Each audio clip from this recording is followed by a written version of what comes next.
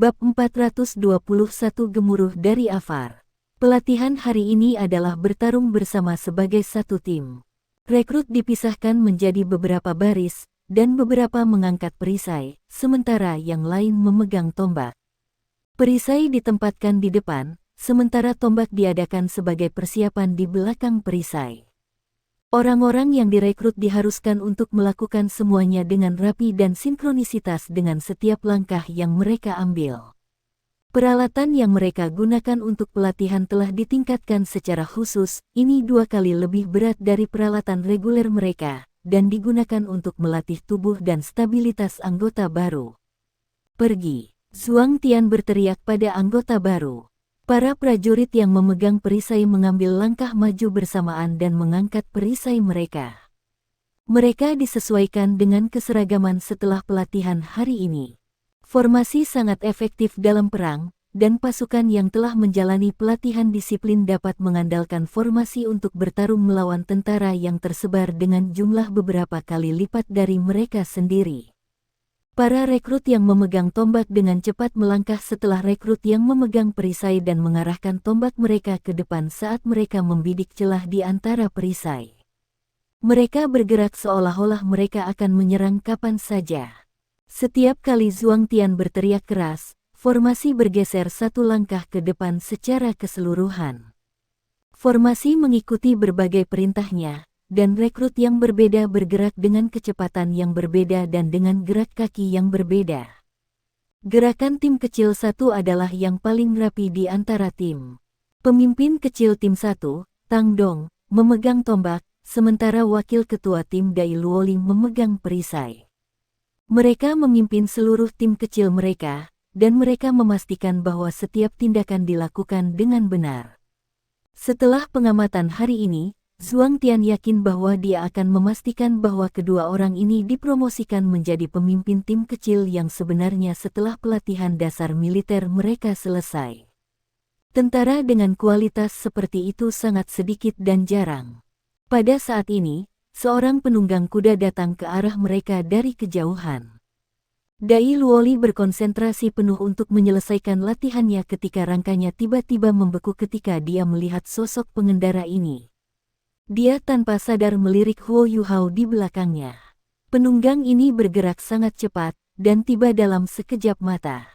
Perhatian! Zhuang Tian berteriak pada semua orang. Para anggota yang memegang perisai menarik perisai mereka di depan dada mereka, sementara para prajurit yang memegang tombak menanamkan tombak mereka secara vertikal di tanah ketika mereka berdiri tegak. Komandan Batalion, Bu. Zhuang Tian memberi hormat kepada penunggangnya. Putri kecil itu, Su Yun, adalah orang yang pernah berkuda di sini. Su Yun dapat melihat Dai Luoli dan Huo Yuhao dengan satu pandangan karena mereka berdiri di depan kelompok mereka. Dia baru saja bangun setelah dia pingsan, dan dia menyadari bahwa langit sudah terang ketika dia bangun, ketika dia kembali ditendangnya sendiri. Jika gelombang rasa sakit tidak datang dari perutnya, dia akan benar-benar berpikir apa yang terjadi kemarin hanyalah mimpi. Namun, mimpi itu terlalu nyata. Ketika dia melihat dengan matanya sendiri bahwa Dai Luoli berdiri dalam formasi dalam kondisi sempurna, dia menghela nafas lega. Namun, alisnya menjadi vertikal ketika dia melihat Huo Yuhao. Tentu saja, apa yang terjadi semalam tidak mungkin menjadi mimpi. Sampai sekarang, perutnya masih berdenyut kesakitan setelah ditendang 2 kali tadi malam. Su Yun langsung marah ketika dia melihat Tang Dong berdiri dengan tenang di dalam formasi. Bajingan ini benar-benar tahu bagaimana berpura-pura. Haruskah saya mengekspos dia? Su Yun segera memadamkan pikiran ini segera setelah muncul di kepalanya. Alasannya sederhana, baik Dai Luoli dan Tang Dong sama-sama berdiri dalam formasi dengan sempurna. Dia memikirkan kembali semua yang terjadi semalam, dan dia benar-benar tidak yakin mengapa Tang Dong bergabung dengan militer. Jika dia seorang mata-mata, dia akan membunuh Dai Luoli dan dia sejak lama. Jika itu masalahnya, bagaimana mungkin Dai Luoli melanjutkan latihan militernya dengan tubuhnya dalam kondisi sempurna? Su Yun mengangguk ke arah Zhuang Tian saat pikiran berputar di kepalanya. Pemimpin tim besar Zhuang, bagaimana pelatihan rekrutmen berlangsung? Zhuang Tian menjawab dengan hormat, performa rekrutmen baik-baik saja. Kinerja Small Team One sangat luar biasa di antara mereka. Mereka semua memiliki potensi yang bagus. Zhuang Tian tidak pernah pelit dengan pujian tentang bawahannya yang luar biasa. Oh, mereka hanya berlatih selama 1 bulan, dan Anda menggambarkannya luar biasa. Sepertinya mereka cukup mengesankan. Tentara dapat meningkatkan terbaik saat mereka dalam pertempuran yang sebenarnya. Mengapa kita tidak melakukan ini? Biarkan pengawal pribadiku menemani mereka untuk latihan pertempuran. Sisuo, panggil pengawal saya. Sisuo ragu-ragu sejenak, dan melirik Zhuang Tian. Meskipun mereka tidak tahu dari mana asal Suyun, mereka samar-samar bisa menebak bahwa komandan batalion cantik ini berasal dari keluarga aristokrat, dan dia kemungkinan di sini untuk menghiasi keluarganya. Karena itu, beberapa dari mereka hanya menghormati permukaan selama ini. Membiarkan pengawal pribadinya melakukan latihan pertempuran dengan rekrut. Apakah komandan batalion benar-benar memikirkan hal itu? Komandan batalion memiliki pengawal pribadi mereka sendiri. Satu tim menengah ditugaskan sebagai pengawal komandan batalion, dan mereka biasanya terdiri dari prajurit-prajurit paling hebat di batalion. Apakah kata-kata saya tidak cukup jelas? Suyun mengerutkan kening dalam, dan tekanan tak berbentuk dikeluarkan dari tubuhnya. Zhuang Tian memelototi Sisuo, dan Sisuo buru-buru menjawab dengan hormat sebelum berlari. Baru kemudian Zhuang Tian berbalik ke arah Suyun dengan sedikit ragu dalam ekspresinya. Komandan batalion, pengawal pribadimu adalah yang terbaik dari yang terbaik. Tidakkah Anda pikir mereka sedikit terlalu memenuhi syarat untuk latihan pertempuran dengan orang-orang ini? Mengapa kita tidak membiarkan rekrutan ini berdebat di antara mereka sendiri? Suyun melambaikan tangannya dan berkata, saya ingin menunjukkan kepada mereka seberapa besar jarak antara mereka dan tentara yang sebenarnya. Jangan khawatir, pengawal saya tahu batas mereka. Di militer, bahkan perbedaan 1 peringkat berarti perwira berpangkat lebih rendah harus mendengarkan perintah. Zhuang Tian merasa sedikit putus asa di dalam, tetapi dia tidak bisa mengatakan apapun yang bertentangan dengan keinginannya. Tidak butuh waktu lama sebelum pasukan 50 tentara berlari dengan rapi. Semua prajurit ini tampak seperti memiliki pinggang lebar dan lengan besar, dan setiap orang memiliki perisai di tangan kiri mereka. Pisau panjang diikatkan ke pinggang mereka, dan mengenakan baju kulit dari kulit. Mereka semua privat first class, dan di samping fakta bahwa baris mereka sangat rapi, mereka tampak sangat mengintimidasi. Pelaporan, Bu. Pengawal pribadimu semuanya dalam posisi. Pemimpin tim menengah dari pengawal Suyun adalah seorang pemuda yang terlihat sangat tangguh dan berotot. Matanya berbinar, dan jelas ada beberapa hal lain selain rasa hormat di matanya saat dia menatap Suyun. Suyun mengangguk dan berkata, rekrutmen yang bertanggung jawab atas kinerja Zhuang Tian sangat baik. Wang Yue, pilih 30 orang dan bertarung latihan dengan tim kecil 1 dari rekrutan. Pisau Anda tidak dapat meninggalkan sarungnya, dan tidak ada yang bisa terluka. Apakah kamu mengerti? Mata Wang Yue berbinar ketika dia berteriak, dipahami. Dia tidak perlu Suyun untuk mengajarnya. Keputusan komandan batalion untuk mengizinkan pengawalnya melakukan latihan melawan rekrut ini berarti 1 dari 2 hal. Apakah dia ingin memberi pelajaran pada pemimpin tim besar, atau ada beberapa pembuat onar di antara rekrutan yang membuatnya marah? Kami hanya akan memberi mereka pelajaran. Tim kecil 1, 2, dan 3. Melangkah keluar. Wang Yue berteriak di bagian atas suaranya, dan 30 penjaga berlari cepat dan mengatur diri mereka dalam 1 baris. Zhuang Tian muncul di sebelah Huo Yuhao dan berbisik, Tang Dong, aku tidak yakin mengapa komandan batalion ingin melakukan latihan pertarungan seperti ini, tetapi kamu harus hati-hati dan fokus pada pertahanan. Orang-orang ini dari tim pengawalnya sangat kasar dan kejam. Pastikan Anda menjaga formasi Anda. Aku akan meminta komandan batalion untuk berhenti setelah kalian bertahan sebentar. Ya, Tuan, Huo Yuhao mengakui, tapi dia sedikit geli. Putri kecil ini sangat kekanak-kanakan. Dia ingin menargetkan saya, tetapi terlalu buruk untuknya. Saya adalah pemimpin tim Small Team One. Tetapi apakah ada artinya untuk ini? Apakah dia berpikir bahwa pengawal pribadinya dapat memaksa saya untuk melepaskan jiwa bela diri saya? Dengar, tim kecil satu. Ambil 3 langkah maju bersama dan pisahkan menjadi 2 baris. Bersiaplah untuk pertempuran. Huo Yuhao berteriak pada timnya. Anggota tim kecil Wan menatap pengawal yang memiliki punggung seperti harimau dan pinggang seperti beruang, dan wajah mereka menjadi kuning karena ketakutan.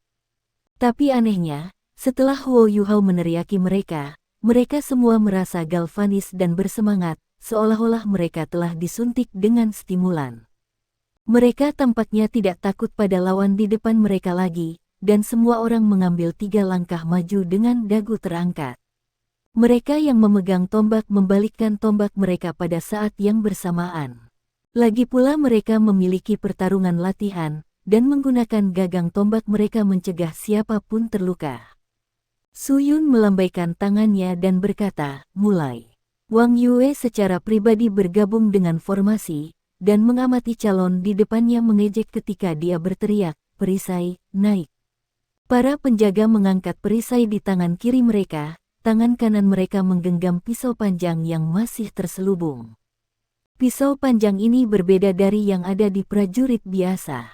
Pisau prajurit kaki tidak memiliki sarung, tetapi pengawal ini memiliki pisau panjang yang datang dengan sarung, dan pisau mereka terbuat dari baja. Sarung membuat mereka lebih dari 2 kali lebih berat dari pisau normal, dan yang satu membutuhkan standar kekuatan tertentu untuk memegangnya. Mengisi. Wang Yue berteriak di bagian atas suaranya, dan 30 pengawal menyerang dengan marah dan serempak pada anggota baru. Hanya ada 30 tentara, tetapi para pengawal ini telah melalui banyak pelatihan dan dipilih Cherry. Kekuatan bertarung mereka jauh lebih unggul dari prajurit normal, dan mereka mendorong maju dengan langkah besar dengan kecepatan luar biasa sambil mempertahankan formasi mereka pada saat yang sama. Perisai, sikap busur, tombak, kuda-kuda. Huo Yuhao berteriak. Dia tidak bermaksud menggunakan kemampuannya untuk mempengaruhi pertarungan latihan ini. Sebaliknya, dia ingin menggunakan hal-hal yang telah dia pelajari hari ini dalam pelatihannya. Setelah teriakannya menyalakan kembali keinginan anggota baru untuk bertarung, dia tidak berniat untuk menggunakan kekuatan jiwa atau kekuatan spiritual.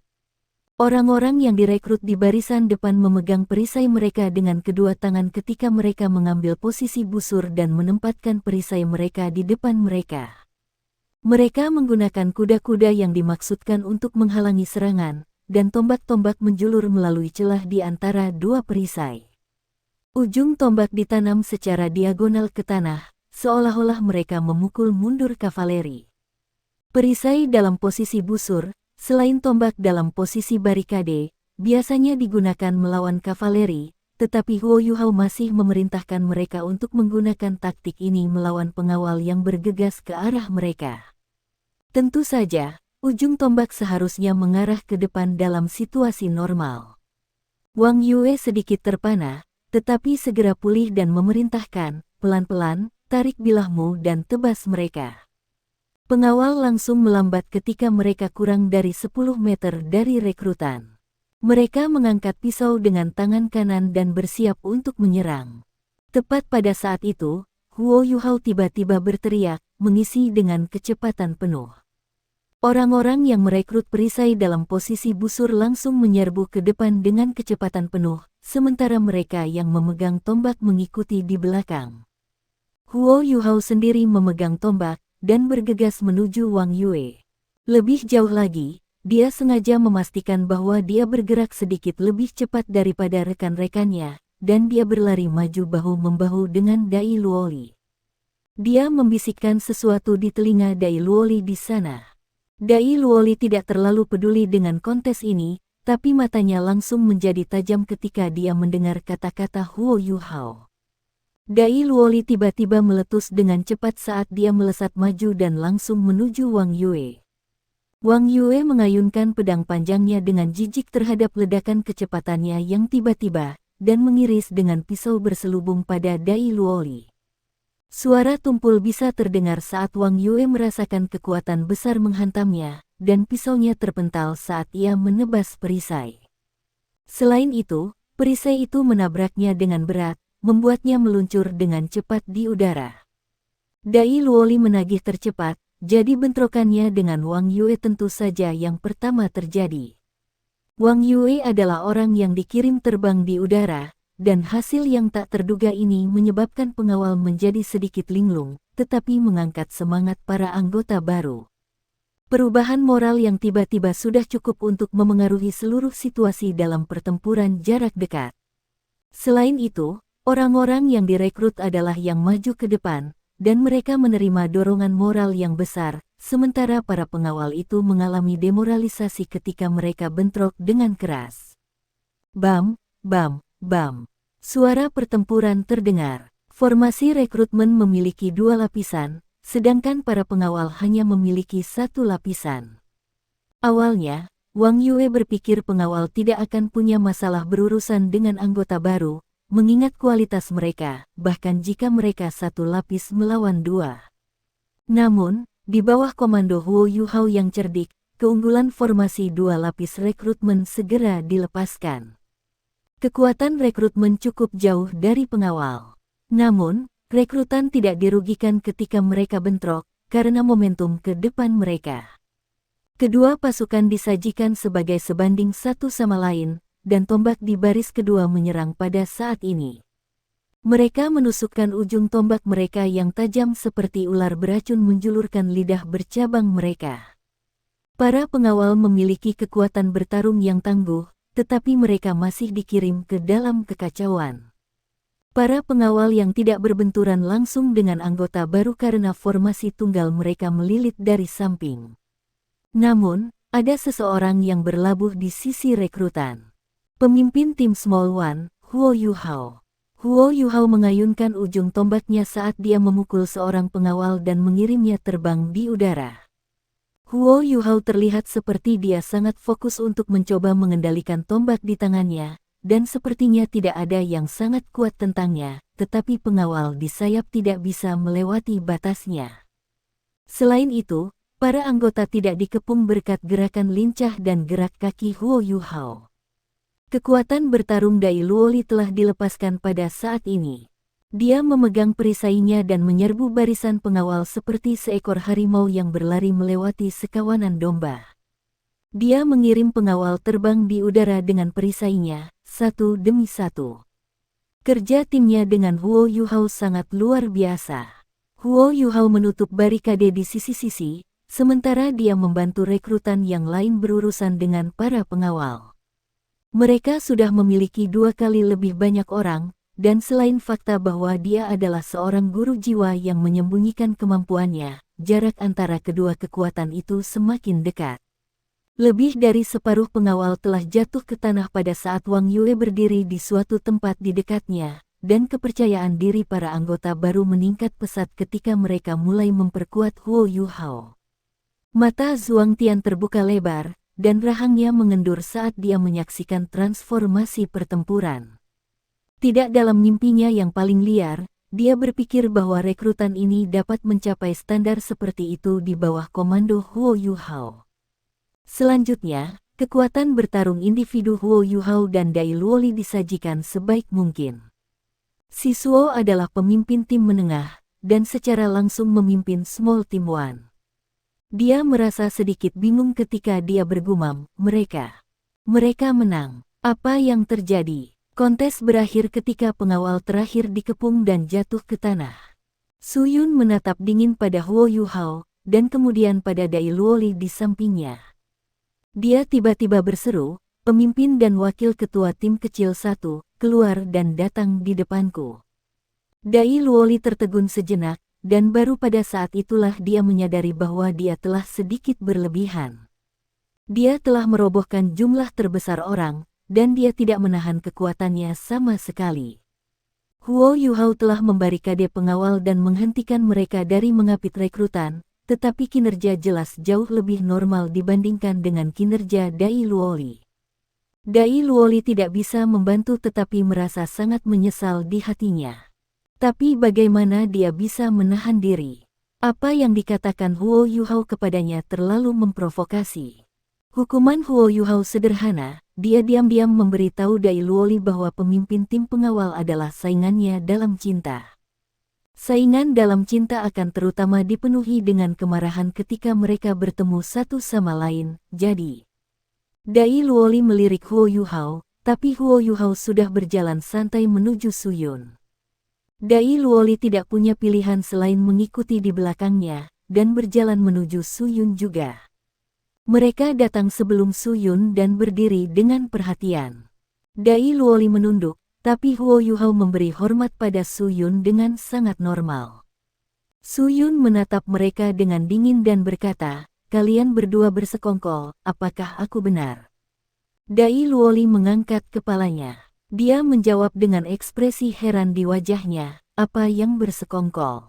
Suyun tertawa dingin dan berkata, "Kamu masih ingin berakting. Kalian berdua jelas bersekongkol, dan ayahmu telah mengirimnya ke sini untuk melindungimu, kecuali aku berada dalam kegelapan. Dia di sini untuk bekerja sama denganmu sehingga kamu bisa mendapatkan simpati saya, kan?"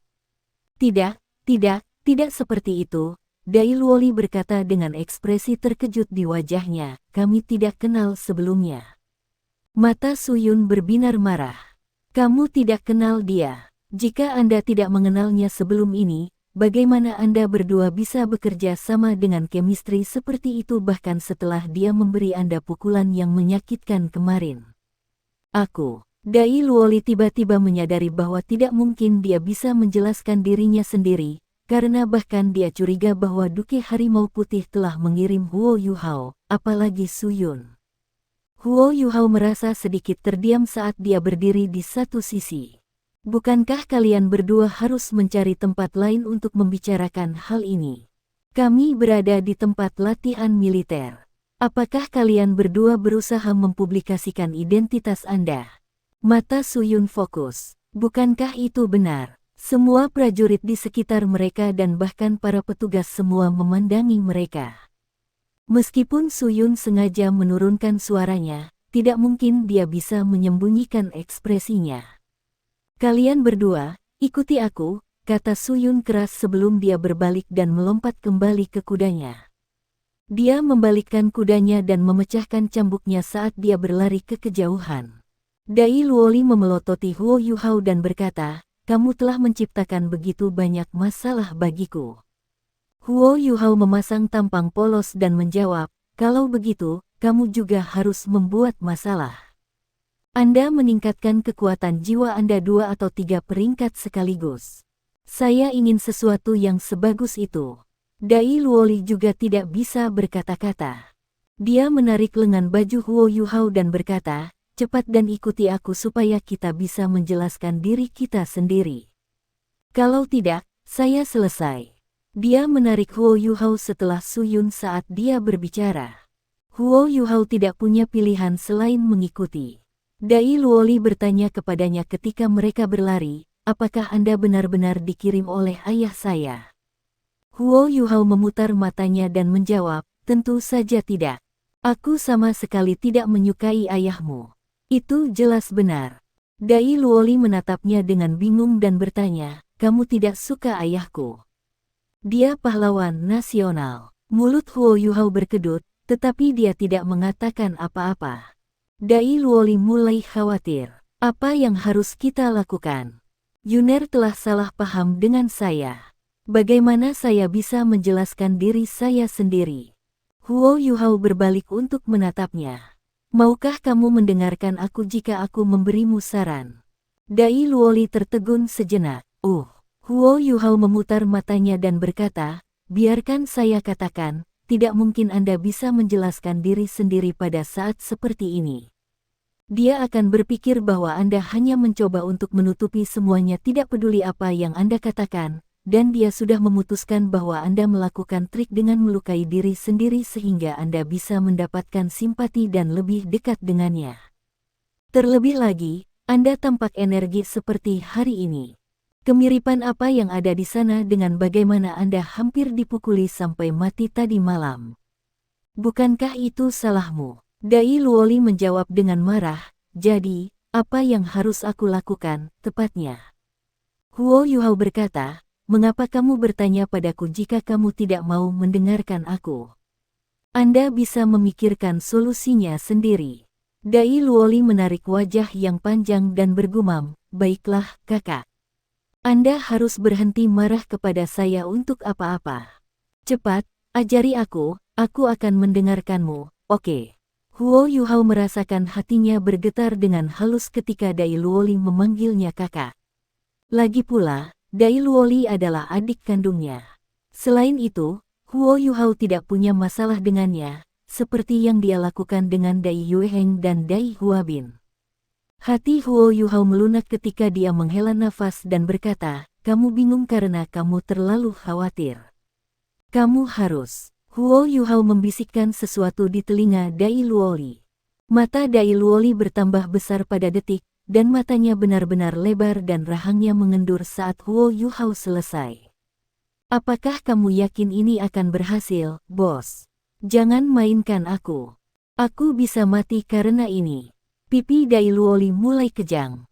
Huo Yuhao berkata dengan jelas, terserah Anda apakah Anda ingin percaya padaku. Apa yang saya katakan adalah apa yang harus Anda lakukan untuk berurusan dengan putri sombong itu. Huo Yuhao tidak berpengalaman dengan pacaran gadis, dan dia juga tidak genit, tetapi dari pengalamannya dengan Donger dan Kiwer sebagai contoh, dan dengan berbagai hubungan dan belokan sekte Tang Sekte, bersama dengan fakta bahwa dia sedikit lebih tua dari Dai Luoli, dia memiliki pemahaman yang lebih dalam tentang perasaan romantis antara cowok dan cewek. Suyun sudah berhenti di jalurnya tidak jauh dari mereka. Mereka berdua semakin dekat, dan Dai Luoli tidak bisa memikirkan solusi yang baik sendiri. Dia menggertakkan giginya dan berkata, baiklah, aku akan mempercayaimu sekali ini. Jika saya berhasil, maka Anda akan menjadi kakak laki-laki saya. Huo Yuhao adalah orang yang menggerakkan mulutnya kali ini. Dia berpikir dalam hati, saya adalah kakak laki-laki Anda di tempat pertama. Mereka dengan cepat tiba di depan Suyun yang marah. Huo Yuhao menepuk punggung Dai Luoli, dan Dai Luoli segera mengerti apa yang dia katakan. Ekspresinya berubah dengan cepat. Semua kecemasan dan kekhawatirannya dari sebelumnya menghilang, dan dia menjadi sangat tenang. Suyun tidak turun dari kudanya. Dia membalikkan kudanya untuk menghadapi mereka dan berkata, tidakkah kamu mau menjelaskan? Jelaskan kemudian. Saya ingin mendengar apa yang Anda katakan. Kalimat ini jelas dimaksudkan untuk Dai Luoli. Dai Luoli tidak mengatakan apa-apa. Ekspresinya masih polos dan tenang, dan dia meraih kerah kemejanya saat dia tiba-tiba mengangkat tangannya dan melepas kemejanya. Ah! Teriak Suyun saat dia buru-buru menutup matanya. Tidakkah kamu ingin penjelasan? Kamu bisa melihatnya sendiri, gumam Dai Luoli dengan jelas. Keheranan Suyun hanya sementara. Dia mengintip ke arahnya melalui celah jari-jarinya ketika dia mendengar kata-katanya, dan dia menarik napas dingin di saat berikutnya. Dia menurunkan tangannya secara tidak sadar di saat berikutnya. Ada puluhan luka terjalin di seluruh tubuh Dai Luoli. Beberapa sudah membentuk keropeng, sementara yang lain masih mengalir dengan darah segar. Penampilannya tampak menakutkan secara tidak wajar. Dai Luoli perlahan berbalik dan berbalik ke Suyun. Punggungnya memiliki jumlah luka yang sama. Jika Anda berpikir saya melukai diri sendiri untuk mendapatkan simpati Anda, maka jadilah itu. Saya dapat berdiri di sini hari ini karena beberapa kemampuan khusus jiwa bela diri saya telah dilepaskan, dan jiwa bela diri saya telah disublimasikan. Hanya itu yang harus saya katakan, dan Anda bisa percaya apapun yang Anda inginkan. Dia mengenakan bajunya kembali setelah dia menyelesaikan kalimatnya. Dia kemudian berbalik dan berjalan kembali ke tempat orang-orang itu berlatih. Su Yun memanggil tanpa sadar, "Kembalilah ke sini, Dai Luoli." Kata-katanya tidak begitu efektif saat ini. Dai Luoli sepertinya tidak mendengarnya sama sekali ketika dia terus berjalan kembali ke rekrutan yang lain.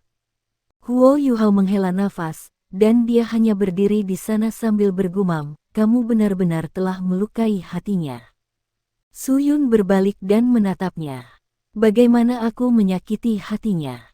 Bagaimana dengan saya? Bagaimana dengan hatiku?" Huo Yuhao berkata dengan jelas, "Penampilanmu tidak terduga sejak awal. Anda akan tahu apakah saya bukan mata-mata jika Anda tenang dan memikirkannya. Anda telah mengubah pendapat Anda, dan sekarang Anda pikir saya telah dikirim oleh White Tiger Duke.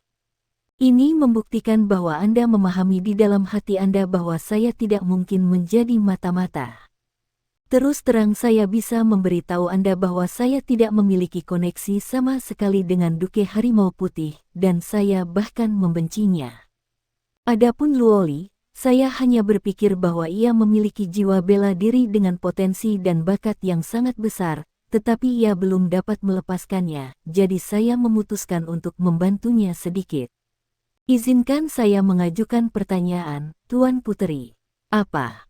tanya Su Yun ragu. Huo Yuhao melanjutkan, "Ada kekuatan yang tersembunyi di dalam jiwa bela dirinya, dan kekuatan ini belum muncul setelah hampir 20 tahun. Apakah Anda pikir itu mudah untuk menarik kekuatan ini? Saya sudah mengalahkannya selama lebih dari sebulan. Mengapa saya baru saja mengalahkan kekuatan itu darinya kemarin? Sudahkah Anda memikirkan hal itu? Baiklah, Anda bisa memikirkannya sendiri. Namun, saya menyarankan Anda untuk tidak mencoba dan mengungkapkan identitas saya. Kalau tidak, aku akan meninggalkan tempat ini. Saya hanya memiliki satu tujuan untuk bergabung dengan tentara, dan itu adalah untuk mempertahankan kerajaan saya. Anda tidak perlu terlalu memikirkan identitas saya, dan Anda bisa menganggap saya sebagai seorang guru jiwa yang berkultivasi secara mandiri." Huo Yuhao berbalik dan pergi setelah menyelesaikan hukumannya, dan dia tidak memberi Su Yun kesempatan untuk berbicara. Penjelasan yang membingungkan hanya akan membuat putri ini semakin marah. Dalam keadaan seperti sekarang, dia tidak mungkin berpikir rasional atau menerima apapun yang akan dikatakan Dai Luoli untuk menjelaskan dirinya sendiri. Huo Yuhao hanya bisa menggunakan metode bermain keren ini, dan melemparkan pukulan balik padanya untuk mencapai efek apapun. Selain itu, kata-kata Huo Yuhao semuanya benar, dan Dai Luoli memang memicu kekuatan sejati jiwanya karena dia ingin melindungi Su Yun. Pandangan kontemplatif mengalir dari mata Su Yun saat dia melihat mereka pergi. Semua yang terjadi semalam bermain berulang-ulang dalam benaknya. Dia tidak bisa melupakan mata Dai Luoli kemarin. Iya nih, bagaimana mungkin dia memalsukan ekspresi seperti itu? "Luoli, maafkan aku salah menyalahkanmu." Su Yun bergumam pelan. Dia ingin mengejarnya, tetapi tidak bisa melupakan harga dirinya, dan dia hanya menyaksikan Huo Yuhao dan Dai Luoli kembali ke barisan mereka ketika mereka mengikuti rekrutan kembali untuk pelatihan. Dia memiliki begitu banyak luka di tubuhnya. Betapa menyakitkan itu seharusnya. Keduanya kembali ke rekrutan. Semua rekrutan itu, bersama dengan para pemimpin tim lainnya, menatap mereka dengan ekspresi yang sama sekali berbeda dari sebelumnya. Para pengawal telah pergi. Keduanya baru saja kembali ketika mereka segera dikelilingi oleh rekrutan dan dilemparkan ke udara di saat berikutnya. Mereka berdua telah memimpin rekrut tim kecil satu untuk mengalahkan pengawal. Pertempuran itu membuat darah di hati orang-orang ini terbakar dengan semangat, sementara Huo Yuhao dan Dai Luoli segera menjadi seperti pahlawan bagi mereka. Persis ketika rekrutan berteriak penuh semangat dan melemparkan mereka ke atas dan ke bawah, suasana hati Huo Yuhao awalnya sangat tinggi ketika dia tiba-tiba merasa hatinya tegang tanpa alasan tertentu. Pada saat itu, dia merasa seolah-olah dunia telah menjadi hitam dan putih, dan ketakutan yang tak terlukiskan langsung menyebar ke seluruh tubuhnya. Rasa takut ini tidak datang dari seseorang atau makhluk hidup. Sebaliknya, itu menjadi dari seluruh wilayah ruang. Tampaknya ada beberapa kekuatan dari kegelapan yang menekan hatinya dan membuatnya gemetar karena ketakutan yang datang dari dalam jiwanya. Situasi yang belum pernah terjadi sebelumnya ini mengubah wajahnya pucat dalam sekejap. Sesuatu telah terjadi, dan sesuatu yang besar akan terjadi. Setelah Wang Qiwer mengorbankan dirinya, Huo Yuhao mengendalikan kekuatan takdir, dan rasa takut yang tiba-tiba ini memberinya perasaan yang sangat tidak menyenangkan.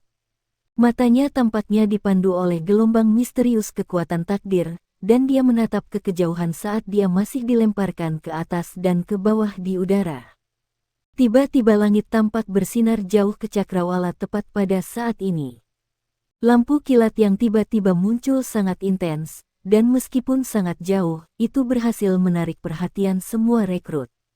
Bermain-main mereka berhenti, dan semua orang berbalik dan menatap ke arah itu. Semua orang bisa melihat bola pijar cahaya berkelap-kelip jauh di balik cakrawala. Cahaya ini adalah hemispherical, dan secara bertahap berkembang keluar sementara cahayanya sangat kuat dan menyilaukan. Banyak orang yang hanya bisa mengalihkan pandangan setelah menatap lurus ke arah lampu kilat untuk sesaat, dan tidak ada yang berani untuk terus menatapnya. Hanya mata Huo Yuhao yang terpaku pada lampu kilat itu dari awal sampai akhir. Ya, sesuatu telah terjadi. Bumi gemetar samar di saat berikutnya, dan suara ledakan yang menyerupai petir tumpul bergulir dan menyebabkan seluruh kamp tentara bergetar keras. Orang-orang yang direkrut mulai merasakan gelombang pusing, dan beberapa orang yang relatif lebih lemah bahkan jatuh ke tanah dari semua getaran itu. Zhuang Tian bergumam pada dirinya sendiri, apa yang terjadi? Arah itu tampaknya menjadi tempat tentara lapangan Northwestern ditempatkan. Bahwa Huo Yuhao dan Dai Luoli kembali ke tanah, dan ekspresi mereka berubah hampir bersamaan. Dai Luoli memberi kekuatan pada kakinya dan akan maju ke depan ketika Huo Yuhao menariknya kembali. "Kemana kamu pergi?" Suara Dai Luoli sedikit bergetar. "Aku ingin melihatnya." Disitulah Northwestern Field Army ditempatkan. "Ayah saya ada di sana." Sepertinya. Huo Yuhao meraih bajunya dan menyeret Dai Luoli di depannya. "Semuanya sudah terjadi. Apa yang dapat Anda lakukan bahkan jika Anda kepala sekarang? Mulai saat ini dan seterusnya, Anda tidak diizinkan meninggalkan sisi saya. Kami akan menunggu sampai kami memiliki intel yang lebih akurat sebelum kami melakukan apapun." Tepat pada saat ini, suara siulan melengking dan menusuk telinga bisa terdengar berdering histeris dari seluruh keenam cadangan legion. Ini adalah peluit untuk pertemuan darurat. Sejumlah besar pasukan cadangan dengan cepat keluar dari tenda mereka dan berkumpul dari setiap kamp, dan para petugas masuk ke posisi masing-masing. Seluruh pasukan cadangan dimobilisasi, dan meskipun mereka hanya cadangan, kualitas yang mereka tampilkan sangat mengesankan. Perintah itu turun dengan sangat cepat. Semua pasukan cadangan harus bersiap untuk berperang, dan itu termasuk anggota baru. Semua orang berkemas dan bersiap-siap untuk bertempur setiap saat. Su Yun adalah seorang komandan batalion, dan batalionnya hampir seluruhnya terdiri dari anggota baru. Huo Yuhao dan 300 rekrutan adalah tambahan terbarunya. Batalion rekrutmen mereka memiliki 2 kali lebih banyak orang daripada batalion normal, dengan total 900 tentara. Su Yun berdiri di depan semua orang, dan ekspresinya sangat hitam. Huo Yuhao dan Dai Luoli bisa menebak apa yang terjadi, dan dia tentu saja bisa. Su Yun berteriak, "Tang Dong, Dai Luoli, keluar!" Huo Yuhao menarik Dai Luoli dan mereka maju beberapa langkah ke depan dan memberi hormat padanya. Su Yun merendahkan suaranya dan berkata, "Mulai sekarang, kalian berdua dipromosikan sebagai pengawal saya, tetapi pangkat Anda akan tetap menjadi private first class." Berdiri di belakangku, dia tidak peduli lagi dengan peraturan militer di saat seperti ini. Orang-orang yang direkrut bahkan belum menyelesaikan pelatihan dasar militer mereka, dan mereka secara resmi tidak diizinkan menjadi pengawal bagi seorang komandan batalion. Dia bingung dengan kecemasan dan kebingungan, dan dia membutuhkan andalan pada saat seperti ini. Apa yang tidak dia ketahui adalah bahwa perintah yang baru saja dia berikan ini adalah keputusan paling bijaksana yang pernah dia buat sepanjang hidupnya. Huo Yuhao dan Dai Luoli melangkah di belakang Su Yun. Pada saat seperti ini, Huo Yuhao tidak khawatir tentang Dai Luoli bergerak sendiri. Kehadiran Su Yun sudah cukup untuk menenangkannya sedikit. Su Yun terus memberi perintah, "Semua orang, kembali ke ranjangmu, berkemas dan mengatur barang-barangmu. Kembalilah dan berkumpul di tempat latihan militer sesudahnya, dan tinggallah di tempat Anda akan beristirahat. Setelah itu, tunggu perintah selanjutnya." Membubarkan. Para prajurit kembali ke tujuan masing-masing, tetapi dia menahan Huo Yuhao dan Dai Luoli. Kekaisaran Sun Mun. Kekaisaran Sun Mun pasti telah membuat langkah mereka. Su Yun berbicara saat dia marah dengan kemarahan di antara gigi yang terkatup. Dai Luoli tidak harus berpura-pura. Ekspresinya hitam, dan dia mengangguk dengan paksa. Mereka telah menginvasi kita tanpa menyatakan perang. Selain itu, mereka telah menggunakan alat jiwa yang memiliki kekuatan besar. Saya bertanya-tanya bagaimana keadaan garis depan. Ayahku. Su Yun menyela, The White Tiger Duke adalah Douluo berjudul, jadi dia akan baik-baik saja. Saya bertanya-tanya kelas apa yang diberikan alat jiwa itu kepada kita sensasi seperti itu. Satu-satunya harapan saya sekarang adalah bahwa garis depan tidak menderita kerugian yang sangat besar. Tentara telah mengirim pengintai untuk mencari tahu apa yang terjadi, dan mereka harus segera kembali dengan intel yang pasti. Ekspresi Huo Yuhao serius. Dai Luoli dan Su Yun tidak cukup berpengetahuan, dan mereka tidak cukup tahu untuk menilai seberapa kuat ledakan itu. Dia adalah siswa berbakat dari Departemen Alat Jiwa Akademi Shrek, jadi bagaimana mungkin dia tidak bisa menilai? Perasaan yang ia dapatkan dari kekuatan ledakan itu hanya bisa dicapai dengan satu jenis alat jiwa. Alat jiwa itu hanya bisa berupa peluru meriam jiwa stasioner kelas 9. Mereka hampir 300 km jauhnya dari tempat ledakan itu terjadi, dan mereka masih bisa dengan jelas melihat, mendengar, dan merasakan efek ledakan dari jarak yang begitu jauh. Huo Yuhao hanya pernah melihat ledakan seperti ini sebelumnya, dan saat itulah dia memicu ledakan di gudang bawah tanah di kota Redien. Tontonan apokaliptik itu tertanam dalam ingatannya. Ini berarti ledakan yang baru saja terjadi tidak berasal dari hanya satu peluru meriam jiwa stasioner kelas 9. Kemungkinan lebih dari satu telah digunakan. Kekaisaran Sun Mun telah menahan diri selama lebih dari setengah tahun. Apakah mereka akan meluncurkan invasi skala penuh? Waktu invasi mereka setidaknya 6 bulan lebih awal dari yang diprediksi Huo Yuhao. Star Luo Empire menjadi target pertama Sun Mun Empire setelah meluncurkan invasi. Huo Yuhao menghela nafas dalam. Dia merasa sangat tak berdaya dan jengkel. Kerajaan Star Luo terlalu jauh di belakang Kekaisaran Sun Mun dalam hal penelitian mereka dengan alat jiwa. Kalau tidak, dengan undulasi energi yang kuat yang diberikan oleh peluru meriam jiwa stasioner kelas 9, peluru itu seharusnya dicegat di perbatasan. Namun, tampaknya Kekaisaran Luo Star tidak berhasil mencegat cangkang itu, dan Kekaisaran Matahari Bulan berhasil meledakkan cangkang stasioner mereka di dekat tentara yang ditempatkan di dekat perbatasan Kekaisaran Bintang Luo. Kekaisaran Bintang Luo mungkin telah mengalami kerugian besar kali ini. Dai Luoli bukan satu-satunya yang peduli tentang Duke Harimau Putih. Mereka tidak punya banyak paket. Barang-barang pribadi mereka semua disimpan di dalam alat jiwa tipe penyimpanan yang mereka simpan di tubuh mereka setiap saat, sementara mereka mengenakan semua peralatan militer mereka, seperti seragam, baju besi kulit, plat nomor, dan senjata. Adapun barang-barang lain seperti spray dan yang lainnya, mereka tidak mengemas hal-hal yang memberatkan. Bom yang menyerupai guntur tumpul terus berdering di kejauhan. Meskipun cahayanya tidak seterang sebelumnya, Semua orang bisa mendengar ledakan padat dari beberapa ratus kilometer jauhnya. Tidak sulit membayangkan seberapa intens pertempuran di perbatasan itu.